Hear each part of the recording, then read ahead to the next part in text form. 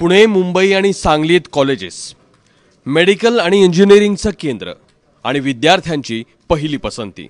सांगलीच्या वालचंद कॉलेजची ख्याती कुणाला माहित नाही, पण त्याच ख्यातीवर सध्या हक्क सांगण्यासाठी दोन गटात सुरू आहे टोकाचा वाद। कॉलेजवर सध्या वालचंद हिराचंद मेमोरियल ट्रस्टचा हक्क आहे, पण कॉलेजची स्थापना ही महाराष्ट्र टेक्निकल एज्युकेशन सोसायटीच्या माध्यमातून झाली। त्यामुळे गुलाबचंद वालचंद यांनी कॉलेजवरचा ताबा सोडावा अशी मागणी भाजपचे पृथ्वीराज देशमुख यांनी केली। इतकंच नाही तर गुरुवारी कॉलेजच्या कार्यालयामध्ये देशमुखाच्या गुंडांनी गोंधळ घातल्याचा आरोप आहे।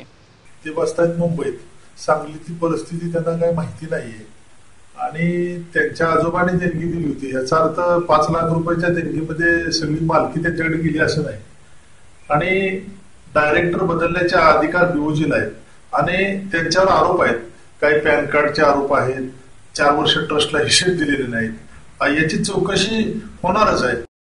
गुलाबचंद वालचंद यांच्या व्यवस्थापन समितीला शह देण्यासाठी महाराष्ट्र एज्युकेशन ट्रस्टनं आपलं स्वतंत्र संचालक मंडळ तयार केलंय।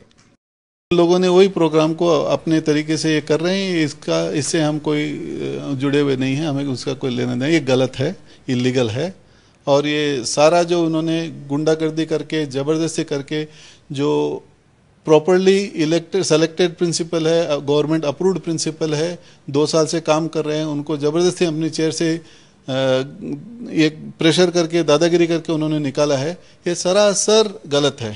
1945 साली महाराष्ट्र टेक्निकल एज्युकेशन सोसायटीची स्थापना झाली। सोसायटीनं पुणे, सांगली आणि मुंबईमध्ये शैक्षणिक संस्था स्थापन केल्या।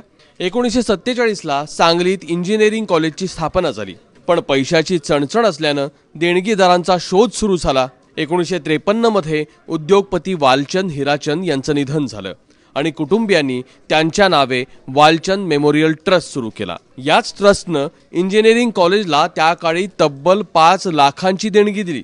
तेव्हापासून या कॉलेजला वालचंद कॉलेज असं नाव दिलं गेलं। तर ट्रस्टचे 2 सदस्य कायमस्वरूपी व्यवस्थापन समितीवर घेतले गेले। पुढे ट्रस्टचे 5 आणि सरकार नियुक्त 5 असे सदस्य नेमण्यात आले आणि त्यानंतर महाराष्ट्र टेक्निकल एज्युकेशन सोसायटीचा या कॉलेजवरचा हक्क संपला। चंद मेमोरियल ट्रस्टच्या तर्फे आलेले अजित गुलाबचंद यांनी महाराष्ट्र टेक्निकल एज्युकेशन सोसायटीचे सदस्य त्या समितीवर घेणंच बंद केलं आणि 2010 साली जी समिती तयार झाली त्याच्यात हे महाविद्यालय महाराष्ट्र टेक्निकल एज्युकेशन सोसायटीच्या मालकीचं असूनही या महाविद्यालयाच्या नियामक समितीवर महाराष्ट्र टेक्निकल एज्युकेशन सोसायटीचा एकही सदस्य नाही।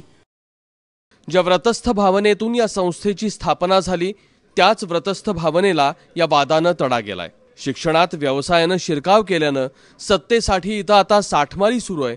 त्यामुळे या भांडणात वालचंद सारख्या देदीप्यमान शिक्षण संस्थेची वाताहत होऊ नये इतकीच अपेक्षा आहे।